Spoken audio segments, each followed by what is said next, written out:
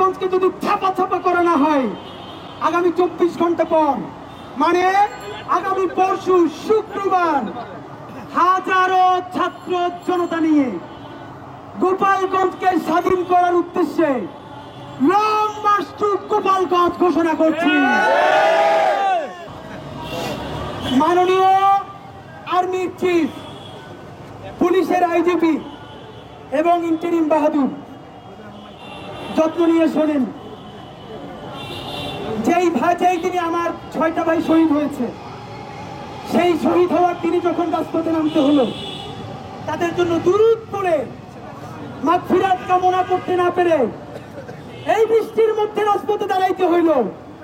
চাইলে রাখেন, ইনসাফের বাংলাদেশ কায়েম হওয়ার আগ পর্যন্ত এই রাজপথ আমরা ছেড়ে যাব না।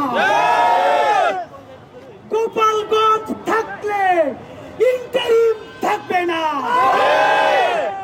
গোপালগঞ্জ থাকলে ওয়াকার সাহেব থাকবে না, গোপালগঞ্জ থাকলে পুলিশের আইজিপি থাকতে পারবে না। হিসাব সোজা। যারা মত বলেন, ভাইবে দেখেন কি করবেন। সময় আগামীকাল 24 ঘন্টা। এই 24 ঘন্টার মধ্যে গণহত্যাকারী, ফ্যাসিস্ট, জঙ্গি, প্রত্যেকটা আওয়ামী লীগের বদমাইশ খুনিগুলা যারা গোপালগঞ্জে পালাই আছে, দেশ বিরোধী রাষ্ট্রদ্রোহী ষড়যন্ত্র করতেছে, আমার পুলিশ ভাইকে আক্রান্ত করতেছে, গাড়ি পোড়াই দিতেছে, ইউনোর গাড়ি আক্রান্ত করতেছে, আমার জুলাই যোদ্ধা ভাইদেরকে জান শেষ করে দেওয়ার জন্য আক্রমণ করতেছে।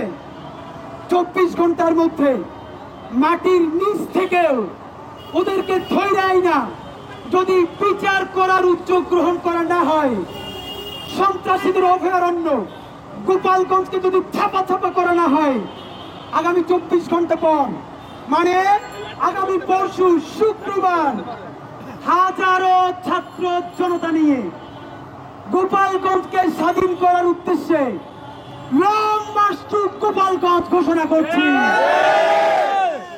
আপনাদেরকে 24 ঘন্টা সময়। এই 24 ঘন্টার মধ্যে যদি দৃশ্যমান উন্নতি দেখাইতে না পারেন, আমাদের উপরে যদি ব্রাশ ফায়ারও চলে, আমরা গোপালগঞ্জ পর্যন্ত যাবই ইনশাআল্লাহ। যদি প্রতিমধ্যে শহীদ হয়ে যাই আল্লাহর কাছে যাব ইনশাআল্লাহ। আর যদি শহীদ না হই তাহলে গোপালগঞ্জে গিয়া ফ্যাসিবাদের আতুর ঘরকে জাহান্নাম বানাই দিব।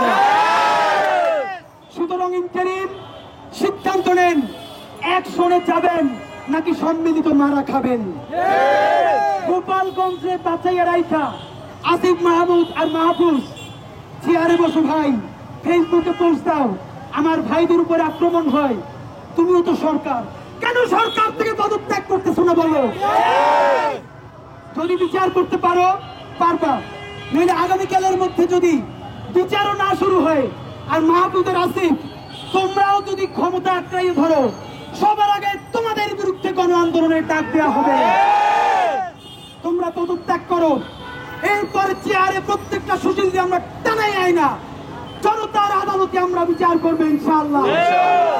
সর্বশেষ বলি, আবু সাঈদের বাংলায়, ওয়াসিমের বাংলায়, রিয়াগুপের বাংলায় প্রায় 2000 শহীদের বাংলায় গোপালগঞ্জের মতো কোন জাউরা জমিন থাকতে পারবে না ইনশাআল্লাহ।